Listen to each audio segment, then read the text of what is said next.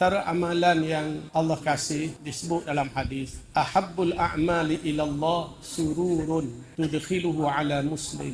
Amalan yang paling Allah kasih ialah menggembirakan saudara kita yang muslim. Apatah lagi kita menggembirakan kawan-kawan kita. Nabi bersabda, la an yahdiyallahu bika rajulan wahida khairul laka min humrin na'am.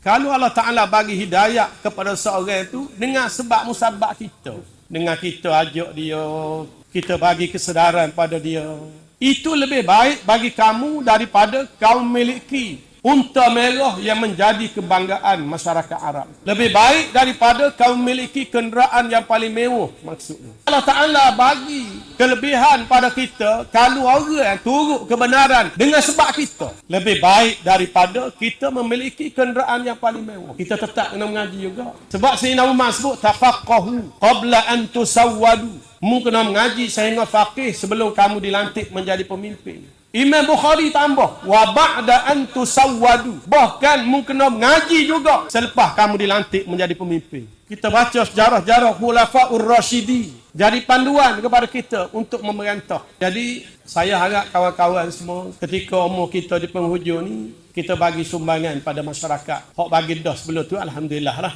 Kalau dak pun kena mula. Yang penting kita nak ajak masyarakat supaya memahami Islam dan mengamalkan Islam. Bukan saja faham, bukan saja ada ilmu, tapi kena amal.